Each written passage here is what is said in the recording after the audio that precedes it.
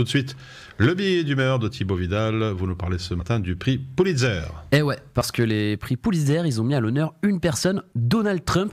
Alors, pas pour son parcours bibliographique, même s'il est vrai que des livres comme L'Amérique que nous méritons, Trump, l'art de la négociation, Trump, l'art du comeback ou Penser comme un milliardaire, ça aurait probablement mérité une petite récompense, non ?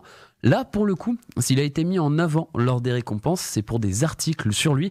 Alors on se doute qu'au vu de l'amour qu'il porte pour la presse, les articles étaient évidemment élogieux. En même temps, vous me direz, des articles élogieux sur quelqu'un qui incite à la violence comme contre une élue musulmane, ça m'étonne pas trop. Alors, dans les articles qui ont été récompensés par le prix Pulitzer, on retrouve un article du New York Times qui démonte un peu les faits que Donald Trump se serait fait tout seul, comme il aime bien le dire. Non, parce que pour le coup, cet article, il nous apprenait qu'il avait reçu de son papounet une petite aide, 413 millions d'euros, sympa, l'argent de poche. Ouais, pour le coup, c'est clair que son livre La route vers le sommet, il devait être quand même assez simple à écrire. Tu demandes des chèques de 1 million d'euros à papa tous les mois, et quand tu as réussi à t'implanter dans le business, là, tu peux dire que tu es arrivé au sommet. Ah ouais, de ce point de vue-là, c'est quand même facile d'être au top. Bon, après, moi, le problème, c'est que si je demande de l'argent à mon père, à la limite, il me file sa carte Sodexo ou des tickets repas. Donc, pour faire des investissements boursiers, c'est un peu plus compliqué. Ou à la limite, je me lance dans la vente de sandwichs ou un truc alimentaire, style bar à cocktail sans gluten bio.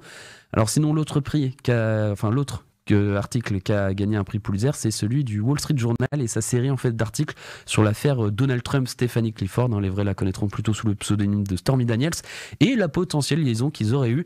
C'est vrai que les femmes, on les tient bien par le chat quand on est connu et qu'on a de l'argent, à tel point qu'il a dû payer l'actrice 130 000 $ pour qu'elle ne dévoile pas leur liaison. C'est vrai qu'avec 130 000 $, dans certains quartiers, tu peux tenir plus d'un chat. C'est vrai que quand on manque de charisme, les chats n'ont pas forcément envie que vous les câliniez. Du coup, allez dans des bars à chats, vous payez un café, des croquettes, et peut-être qu'il y en aura un qui aura pitié de vous. Non, et puis Trump, on le sait, il est de bons conseils, on l'a vu il n'y a pas longtemps, rien qu'avec Notre-Dame de Paris, on sait il est bon, le dodo, il connaît tout plein de choses, preuve en est avec sa politique. Du coup, il se permet comme ça, de manière très sympathique, de donner des petits conseils aux pompiers. Ouais, faudrait peut-être envoyer des avions et balancer de l'eau dessus. Yes, s'ils avaient fait ça, la structure se serait juste écroulée. Donald Trump, c'est le genre de gars, t'as pas de costume pour une soirée déguisée, il va te dire ouais, t'inquiète, mets-toi un petit peu de peinture noire sur le visage et sur le corps, a dit que t'es africain, t'inquiète, ça passe grave, mec. La vraie solution pour éteindre l'incendie rapidement, c'est que lui aurait dû y aller. Là, directement, le feu, il se serait éteint, il l'aurait refroidi direct, l'incendie. Il l'aurait refroidi physiquement. Quand tu le vois débarquer avec sa tête en forme de chou-fleur, personne ne peut être chaud sur le dos.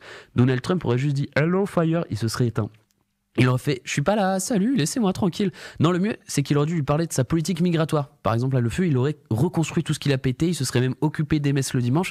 Et ça aurait été cool, car l'argent récolté pour les rénovations, il aurait pu servir à donner à manger à des gens qui n'ont pas de nourriture chez eux, par exemple, ou même un peu aider la planète et l'écologie. Et là, Trump, il aurait pas seulement été mis à l'honneur au prix Pulitzer, il aurait très probablement remporté le prix Nobel de la paix.